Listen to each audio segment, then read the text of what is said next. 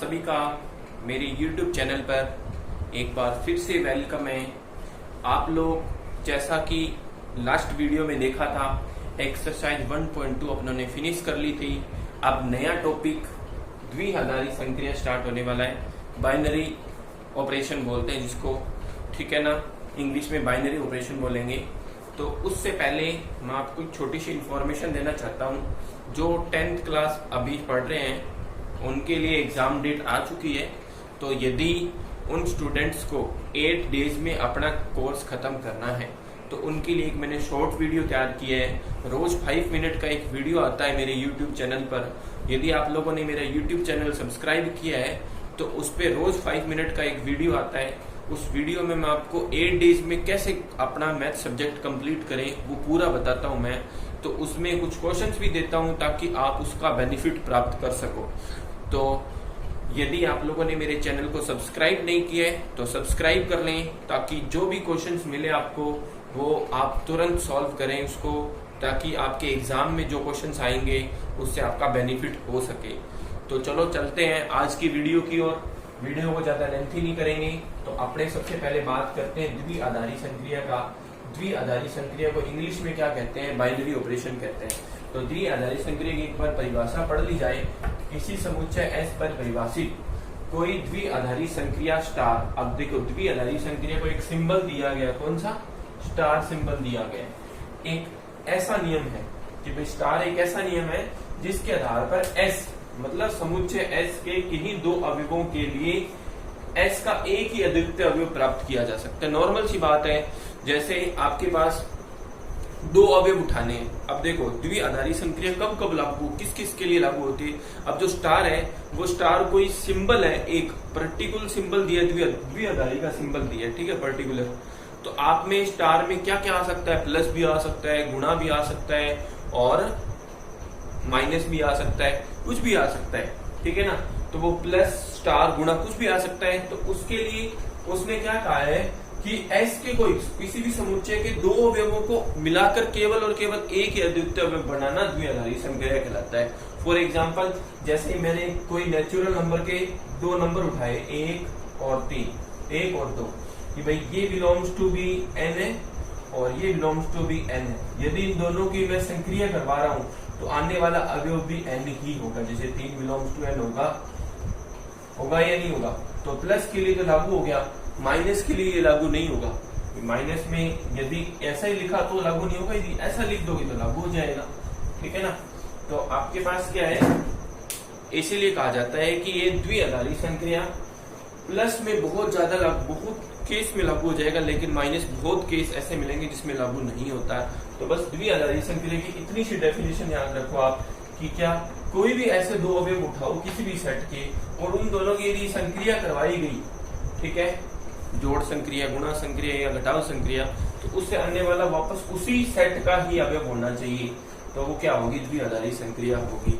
I hope मेरी परिभाषा आपको समझ आ गई होगी कि A belongs to S, B belongs to S, तो A संक्रिया B belongs to B S होना चाहिए। मैंने एक आपको एग्जांपल दे दिया कि A belongs to N, 2 belongs to N, तो A संक्रिया B belongs to B N होगा, ठीक है। योग संक्रिया के लिए ये नियम लागू होता है। तो आप इस परिभाषा को, ये डेफिनेशन है, इस डेफिनेशन को लिख लीजिए।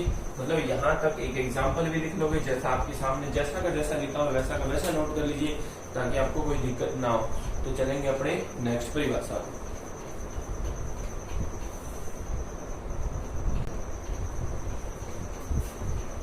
तो चलो देखते हैं अपने द्विआधारी संक्रिया के प्रकार, टाइप।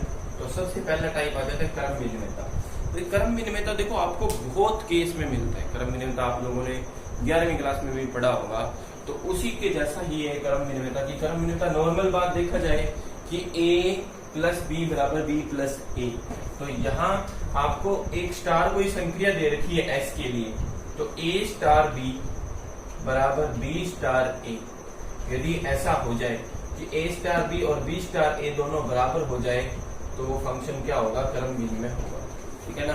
जो भी आपके पास दे रखा है वो क्या होगा? क्रम विनिमय होगा। कि A स्टार B का मान B स्टार A के बराबर हो जाए, ठीक है। अब ये जो क्रम विनिमयता का पालन कौन कौन करता है? योग संक्रिया और गुणा संक्रिया हमेशा क्रम विनिमयता का पालन करते हैं, लेकिन घटाव संक्रिया क्रम विनिमयता का पालन नहीं करते हैं। अब देखो योग संक्रिया और गुणा संक्रिया मतलब प्लस और मल्टीप्लाई, जैसे मैंने दो अवयव उठाए, ये ए और बी क्या होना चाहिए? ए की समुच्चय के अवयव होने चाहिए, कोई भी सेट के ए के अवयव होने चाहिए, दोनों ए की सेट के। जैसे अपन ने कह दिया कि एक बिलोंग्स टू एन, दो बिलोंग्स टू एन, ठीक है ना। अब मैं योग संक्रिया लगा रहा हूं, तो योग संक्रिया लगाऊंगा तो एक प्लस दो बिलोंग्स टू एन होगा या नहीं होगा? पहले बताओ, होगा ना। एक प्लस दो कर लो या दो प्लस एक कर लो, तो आने वाला अवयव इसको आप क्या लिख सकते हो? तीन, जो कि बिलोंग करता है एन, यहां से भी आएगा तीन जो कि बिलोंग करता है N. That mean A plus B बराबर है बी प्लस एक, इसी को कहते हैं योग संक्रिया। कौन सी संक्रिया? योग संक्रिया। इसी को मैं गुणा लगा सकता हूँ, ए गुणा बी बराबर बी गुणा ए, तो ये दोनों बराबर होंगे या नहीं होंगे? आपके सामने है। इसीलिए कहते हैं क्रम विनिमयता योग और गुणा संक्रिया के लिए हमेशा लागू होता है, माइनस के लिए ये लागू नहीं होता। आपके सामने माइनस का एक एग्जांपल लेते हैं, इसी में यदि माइनस लगा दूं मैं, a माइनस बी बराबर माइनस एक होता है, दो माइनस एक बराबर एक होता है, क्या ये दोनों बराबर है? जी नहीं, दोनों बराबर नहीं है, इसीलिए क्रम विनिमयता का पालन नहीं करेंगे।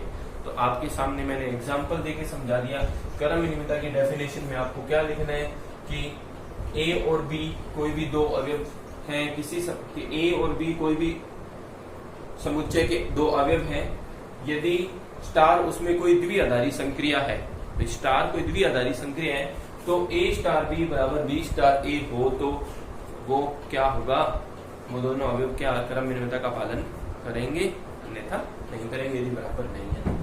आप जितना लिखा है उतना नोट कर लीजिए, ताकि आप यहाँ पे लास्ट में एक बात लिख देना, योग और गुणा क्रम विनिमयता का पालन करेंगे और घटाव क्रम विनिमयता का पालन नहीं करेगा। अब क्रम विनिमयता को इंग्लिश में क्या कहते हैं? क्रम विनिमयता को इंग्लिश में कहते हैं अपने पास, नॉर्मल सी बात है, क्या बोलो इंग्लिश में बोलते हैं अपने कंटिन्यूटी, ठीक है ना, लगातार होता है कंटिन्यूटी, तो ठीक है ना।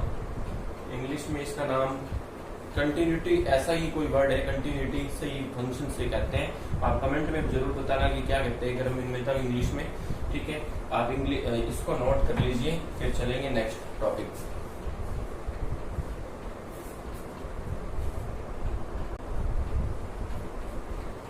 तो अब आपके सामने जो नया टॉपिक आया वो साहचर्यता। साहचर्यता को इंग्लिश में क्या कहते हैं? तो कमेंट में जरूर करना, साहचर्यता इंग्लिश में क्या कहते हैं। यदि देखते हैं कितने लोगों को पता है साहचर्यता को इंग्लिश में क्या कहते हैं, कमेंट में जरूर करो आप। साहचर्यता को इंग्लिश में कहते हैं एसोसिएटिव, ठीक है ना। तो साहचर्यता, अब आपके सामने साहचर्यता की आप लोगों ने वहां पे भी परिभाषा पढ़ी थी कि ए स्टार बी स्टार सी बराबर हो जाए ए स्टार बी स्टार सी, मतलब ये वाला फंक्शन के दोनों बराबर हो जाए, मतलब इसकी वैल्यू इस फंक्शन की वैल्यू बराबर होगी, तो वो फंक्शन क्या होगा? साहचर्य होगा। तो आपके पास ए बी सी ये तीनों के तीनों क्या होने चाहिए? किसी भी एक ही सेट के एलिमेंट होने चाहिए। यदि किसी एक ही सेट के एलिमेंट हैं तो ये नियम अप्लाई करना है, अन्यथा अपने को अप्लाई नहीं करना है। आप मतलब एक ही सेट के एलिमेंट का मतलब क्या हो गया कि कोई ऐसा नहीं कि आप ए तो ले रहे हो नेचुरल नंबर से और बी को ले रहे हो होल नंबर से, ऐसा नहीं चलेगा। आपको केवल और केवल कोई नेचुरल नंबर ही लेने हैं या कोई होल नंबर ही लेना है या कोई अदर नंबर का चुनाव करना है, ठीक है ना। तो उसके लिए आपको ये ध्यान में रखना है कि आप कौन सा नंबर ले रहे हो, कौन सा सेट ले रहे हो, ठीक है ना। तो आपको साहचर्यता की परिभाषा में कितना लिखना है कि ए बी सी कोई भी समुच्चय के अवयव हैं, यदि उसमें स्टार कोई एक द्विआधारी संक्रिया है तो ए स्टार बी स्टार सी बराबर बी स्टार ए स्टार बी स्टार सी बराबर है, तो आप कहेंगे कि दिया गया फलन साहचर्य फलन होगा, एसोसिएटिव होगा, ठीक है ना। तो आपके पास साहचर्यता को क्या कहते हैं? एसोसिएटिव कहते हैं इंग्लिश में। आपके सामने एसोसिएटिव की परिभाषा बता दी मैंने साहचर्यता की। अब अपने चलेंगे तत्समक, मतलब द्विआधारी संक्रिया का तत्समक अवयव। अब द्विआधारी संक्रिया का तत्समक अवयव किसको कहेंगे उसके बारे में चलेंगे। अपने एक एक डेफिनेशन को अलग अलग लिखते हुए चलेंगे, इसको नोट कर लेना, या मैं तत्समक यही बता देता हूँ आपको। देखो तीसरा पॉइंट है तत्समक। तत्समक का मतलब आइडेंटिटी, ठीक है ना। अब आइडेंटिटी पॉइंट किसको कहेंगे। अब देखो आपके सामने क्या है कि ए और बी कोई संक्रिया है, ठीक है। ए कोई आपके पास एलिमेंट दे रखा है किसी सेट का, यदि उस एलिमेंट को किसी तत्समक अवयव, मतलब आपको एक ऐसा अवयव से उसकी संक्रिया करवानी है, उसमें यदि उनकी वैल्यू बराबर आए क्रम विनिमय लगाकर, तो आप क्या कह सकते हो कि जो दिया गया एलिमेंट अपनों ने माना वो क्या है, तत्समक अवयव है। तो चलो परिभाषा के अकॉर्डिंग, परिभाषा में अपने पास यही लिखा है कि S में एक ऐसा अवयव विद्यमान हो। तो चलो आप पहले इसको लिख लो, उसकी थोड़ी सी परिभाषा है, पहले मैं वो परिभाषा लिख दूंगा, उससे आपको, या मैं आपको परिभाषा लिख ही देता हूँ। चलो देखो परिभाषा क्या है उसकी, कि S में एक ऐसा अवयव, समुच्चय S में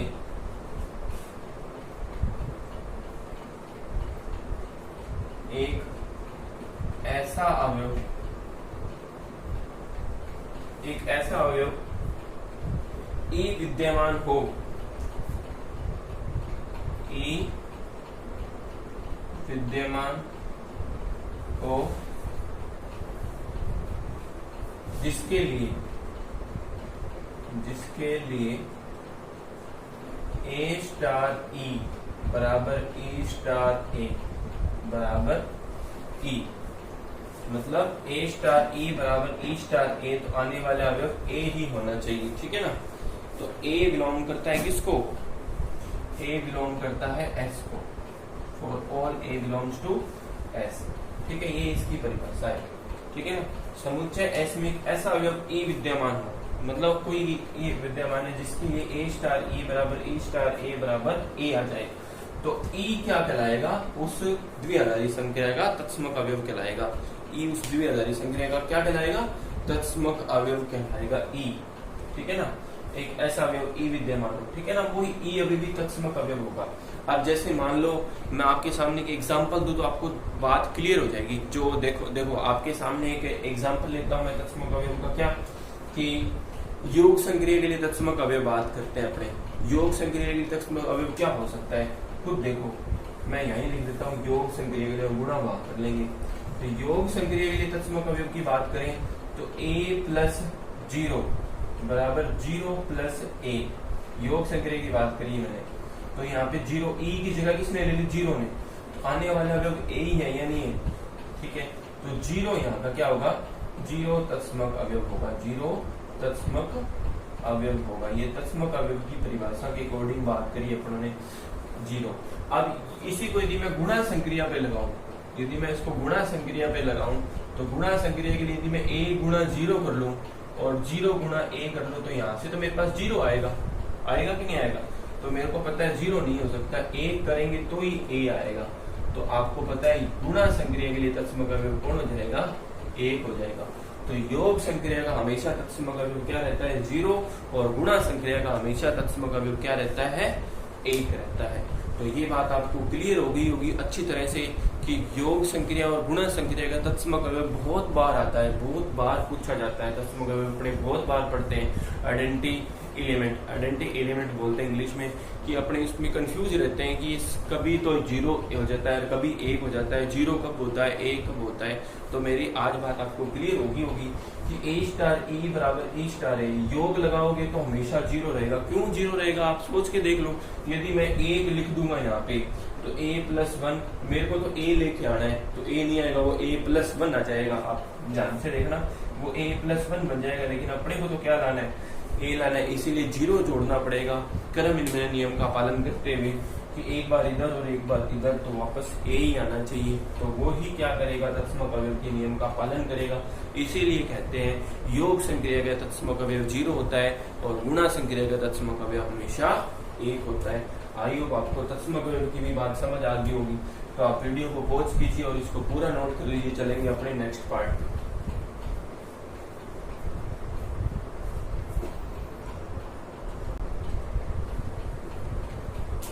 अपने हम नेक्स्ट बात करते हैं प्रतिलोम अवयव की।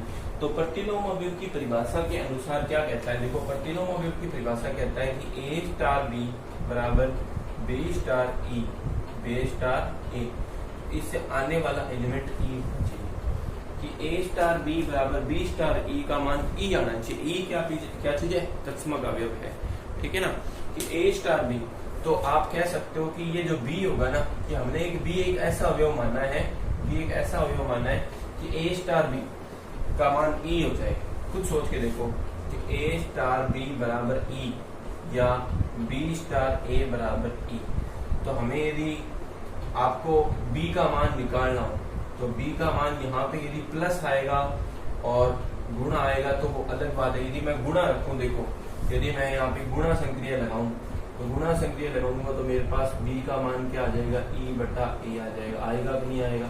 तो इसी से डिपेंड करता हुआ, इसी को मिलाता हुआ एक परिभाषा बना दी उसने कि b एक हमारे पास ऐसा अवयव है कि यदि उसकी संक्रिया करवाई जाए उस एलिमेंट के साथ तो a का वो क्या कहलाएगा। यदि a और b की संक्रिया करवाने पर हमारे पास तत्समक अवयव आए कि दोनों अवयवों की संक्रिया करवाई, हमारे पास क्या आ गया, तत्समक अवयव आ गया, तो जो b होगा वो a का प्रतिलोम कहलाएगा। प्रतिलोम को हमें इनवर्स भी कहते हैं। क्या कहते हैं, इनवर्स, ठीक है ना। तो मतलब कि आपने क्या किया कि दो अवयव को लिया, कोई भी दो अवयव जो बिलोंग करते हैं कि a और b दोनों बिलोंग करते हैं किसको, एक सेट को बिलोंग करते हैं, ठीक है। For all a b belongs to set, ठीक है ना। यदि उन दोनों की संक्रिया करवाई और क्या आ गया, कोई एलिमेंट तत्समक अवयव हो गया, तत्समक अवयव आ गया, तो वो एलिमेंट क्या कहलाएगा, प्रतिलोम अवयव कहलाएगा, किसका, दूसरे एलिमेंट का, ठीक है ना। तो आप इस अब अपन ने इसमें b लिया है ना, तो यदि b दिया हुआ अगर a उसका b का प्रतिलोम कौन होगा, a, तो a का प्रतिलोम कौन होगा, b होगा, ठीक है। इसमें से आप किसी भी अवयव को कह सकते हो प्रतिलोम। तो प्रतिलोम अवयव की परिभाषा आपको समझ आ गई होगी कि दो अवयवों को लेना है, यदि उन दोनों अवयवों की संक्रिया करवाने पर, कोई भी संक्रिया करवा हुआ, यदि वो तत्समक अवयव आता है कि a स्टार b बराबर e आ जाए तो वो क्या होगा, हमेशा a स्टार b बराबर e आ जाए तो वो हमेशा क्या होगा, प्रतिलोम अवयव होगा। समझ आ गई बात आप सभी को। तो प्रतिलोम अवयव की परिभाषा लिख लेना, फिर अपने चलेंगे नेक्स्ट टॉपिक मॉड्यूलो, ठीक है ना। तो इतना लिख लो। देखो मॉड्यूलो अपने जो पढ़ेंगे वो बहुत नया टॉपिक है, अभी तक अपने बिल्कुल पढ़े है, तो मैं आपको पूरा एग्जाम्पल लेके समझाऊंगा मॉड्यूलो। पहले इसको लिख लीजिए।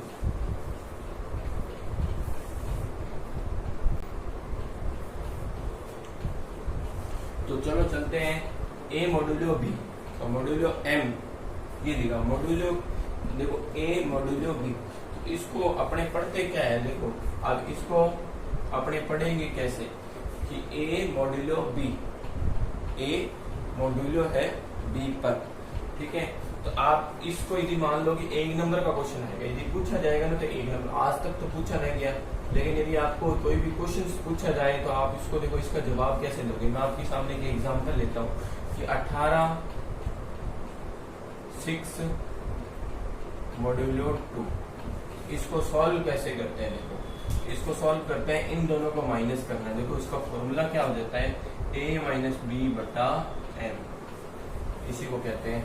18 में से 6 घटाओगे कितना आएगा, 12, 12 में क्या 2 का भाग लगता है, जैसे 12 बटा 2, तो आंसर कितना आ जाएगा, 6 आ जाएगा, ठीक है ना। तो आपको इसका फॉर्मूला ध्यान रखना है कि a में से b घटाओ और जो भी मॉड्यूलो लिखा है उसका आपको क्या करना है, भाग लगाना है। इसमें जरूरी नहीं कि आपके सामने कि आंसर में प्लस या माइनस भी आ सकता है, लेकिन पूरा पूरा भाग जाना चाहिए। जैसे माइनस कब आ सकता है, खुद सोच के देखो। माइनस लाने के लिए आप क्या कर लो कि यहाँ पे आप लिख लो माइनस के 16 और प्लस का 4, ठीक है ना, माइनस के 16 और प्लस का 4, और यहाँ लिख लिया मॉड्यूलो 5, ठीक है। तो -16 माइनस 4 बटा 5, तो कितना आ जाएगा, माइनस के 20 बटा 5 माइनस के 4। भाग तो पूरा पूरा जा रहा है लेकिन पूर्णांक नंबर आ रहा है, तो यहाँ आने वाला नंबर क्या होगा, पूर्णांक नंबर होगा, ठीक है ना। आपके सामने मैंने एक एग्जांपल लेके मॉड्यूलो को पूरी अच्छी तरह से बता दिया है कि मॉड्यूलो को एग्जांपल को कैसे समझोगे, तो आपको ये पूरा समझ आ गया होगा मॉड्यूलो। तो चलो इसके बाद इसका लास्ट टॉपिक जो इंट्रो रहेगा आज अपना, उस इंट्रो में द्विआधारी संक्रिया का लास्ट टॉपिक आएगा, जिससे कभी कभी एक क्वेश्चन पूछा जाता है। पहला क्वेश्चन ही होता है बोर्ड एग्जाम का, कभी कभी मैंने देखा है ये क्वेश्चन। तो अपने उसी क्वेश्चन के बारे में चलेंगे, इसको नोट कर लीजिए।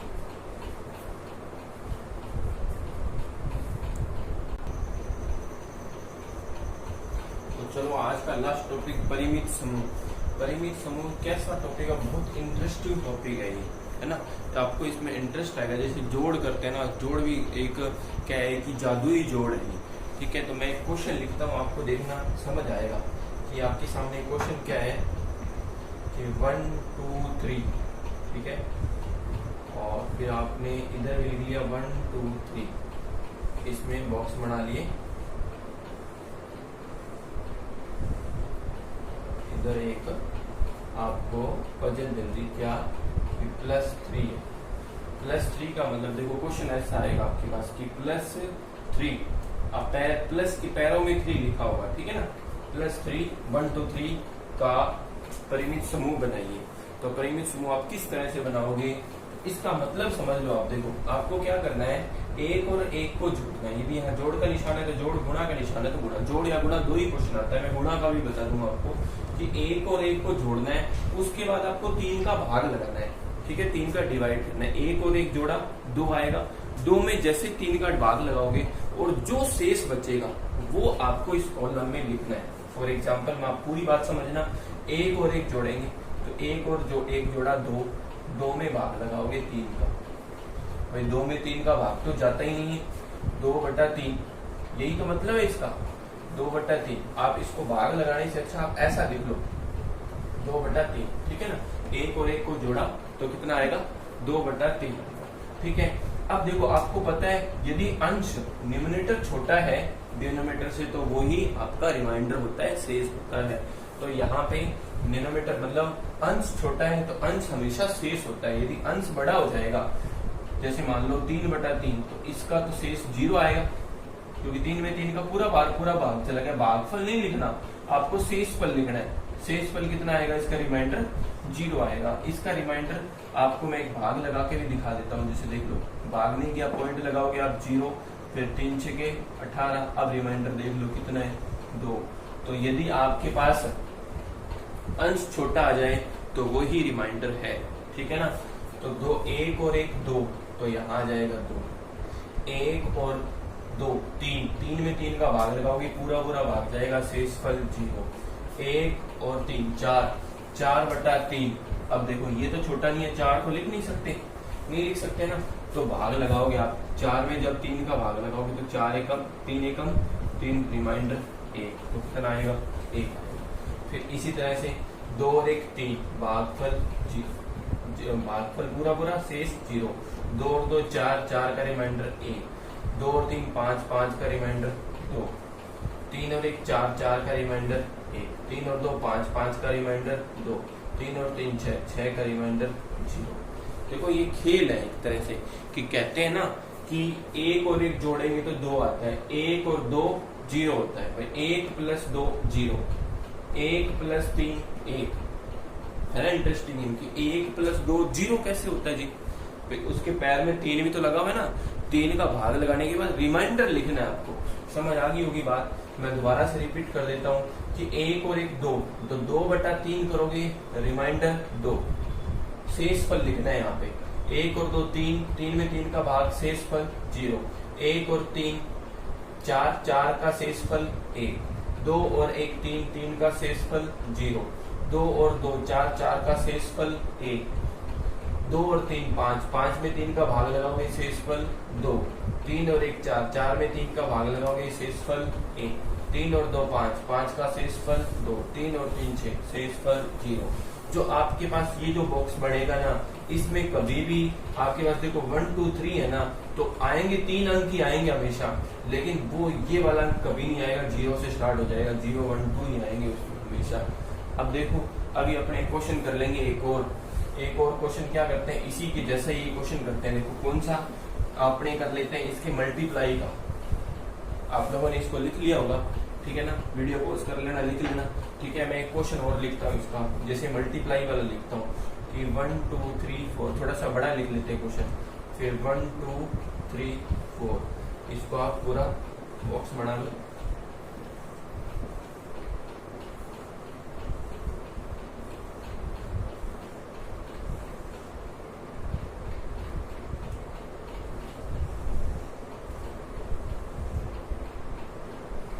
ठीक है, अब इंटू में करते हैं, आप बताओ इंटू 3 कर लेते हैं, 3 वाला बढ़िया रहेगा, तो इंटू में तो लगभग से मिल जाएंगे आपको, बहुत सारे जीरो आएंगे। अब देखो एक और एक को एक से गुणा करोगे एक ही आएगा, ठीक है। यदि मैं इसको जीरो लिख लेता हूँ तो और भी अच्छा होगा, बहुत सारे जीरो ही आएंगे फिर उसमें। चलो मैंने जीरो नहीं लिखा, एक ही लिखा। एक का एक से गुणा एक, एक में 3 का भाग लगाओगे भाई 1/3, तो शेष फल एक ही आएगा।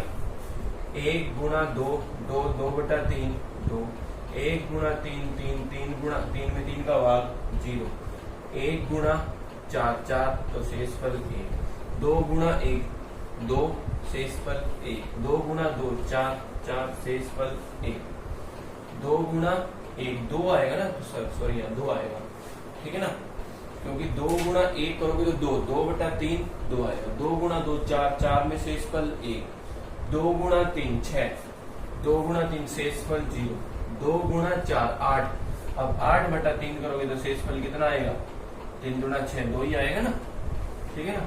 फिर 3 गुणा 1 शेष फल 0, 3 गुणा 2 6 शेष फल 0, 3 गुणा 3 शेष फल 0, 3 गुणा 4 शेष फल 0, पूरे लाइन 0 ही आएंगे, ठीक है। 4 गुणा 1 4 शेष फल 1, 4 गुणा 2 8 8 शेष फल 2, 4 गुणा 3 12 शेष फल 0, 4 गुणा 4 शेष फल। अब देखो आपके सामने 1 2 3 4 है ना, तो आपके पास जो डिजिट आए हैं वो 0 1 2 ही आए हैं और कोई डिजिट ही नहीं आया है। कौन कौन से 0 1 2, क्यों? क्योंकि आपने भाग किसका लगाया है, 3 का, तो 3 आ ही नहीं सकता उसमें, क्योंकि 3 में 3 का भाग तो पूरा लगता ही लगता है। तो आई होप आपको ये समझ आ गया होगा, आपको ये पूरी बात समझ आ गई होगी। तो मैं एक बार और रिपीट कर देता हूँ ताकि समझ आ जाएगा कि आपको 1 का 1 से गुणा करना है, उसमें 3 का भाग लगाओगे 1 आएगा। 1 गुणा 2 2, 1 गुणा 3 3 में 3 का भाग शेष फल 0, 1 गुणा 4 4 4 में 3 का भाग शेष फल 1, 1 गुणा 1, अब देखो 2 से करोगे, 2 गुणा 1 2, 2 में 3 का भाग 2, 2 गुणा 2 4 4 में 3 का भाग शेष फल 1, 2 गुणा 3 6 6 में 3 शेष फल 0, 2 गुणा 4 8 8 में 3 का भाग शेष फल 2, इसी तरह से ही। तो ये पूरी टेबल को बनाया गया है। तो आई होप आपको ये पूरा समझ आया होगा टेबल किस तरह से, इसे कहते हैं परिमित समूह। कभी कभी एक क्वेश्चन भी आता है, पहला क्वेश्चन यही दे देता है कि 0 1 2 +3 या +2 कुछ भी लिख देता है के लिए परिमित समूह का निर्माण कीजिए, ठीक है, या हल कीजिए, इतना ही लिख देता है। तो अपने को समझ नहीं आता ये क्वेश्चन आया कहाँ से। मैंने बोर्ड एग्जाम में देखा है ये क्वेश्चन, ठीक है ना, तो इसीलिए मैंने कहा ये पूरा भी बता दिया जाए ताकि आपके बेनिफिट हो सके। तो मेरी वीडियो आज इतनी ही होगी। आप लोग क्या करोगे, यदि किसी को भी, आपको मैं दोबारा से रिमाइंड करवा देता हूँ, यदि किसी को भी मैथ में डाउट प्रॉब्लम हो रहा है तो मेरा एक टेलीग्राम चैनल है math tutor with Sumit Tanwar, आप उससे जुड़िए और उसमें आपने क्वेश्चंस डालिए, ठीक है। आप क्वेश्चन जितने ज़्यादा डालोगे मैं उतने ही सॉल्व करके दूंगा आपको। आप उन क्वेश्चंस को डालिए वहाँ पे ताकि आपके जल्दी से जल्दी आंसर मिल सके। अब देखो ये एक्सरसाइज भी फिनिश होने वाली है, जैसी एक्सरसाइज फिनिश हो जाएगी तो चैप्टर नंबर 2 स्टार्ट कर देंगे अपने। तो चैप्टर नंबर 2 भी बहुत छोटा है, तो अपने टोटल 5 चैप्टर कंप्लीट हो जाएंगे। अब ये 3 नंबर चैप्टर चल रहा है अपना, चैप्टर नंबर 7 कंप्लीट हो चुका है, 6 कंप्लीट हो चुका है और ये फर्स्ट भी कंप्लीट होने की कगार पे ये 1.3 और मिसलेनियस 2 ही चैप्टर बचे हैं, वो भी कंप्लीट हो जाएगा। तो आपको यदि कोई भी ऐसा स्टूडेंट मिले जो अभी एग्जाम देगा 18 जून को, उसको बोलना math tutor with Sumit Tanwar YouTube channel पे जाओ, उस पे आपको 8 दिन के अंदर बहुत अच्छा और बहुत ही सिंपल तरीके में 5 मिनट की वीडियोज अवेलेबल। देखो 5 मिनट की वीडियोज में कोई टाइम नहीं लगता, 5 मिनट की वीडियो अवेलेबल हो रही है, उसमें आपको बहुत बेनिफिट की चीज़ें बताई जाएंगी। तो इसीलिए उसको ज्वाइन करें, यूट्यूब चैनल को सब्सक्राइब करें ताकि आपको नोटिफिकेशन जल्दी मिले। जय हिंद, जय भारत।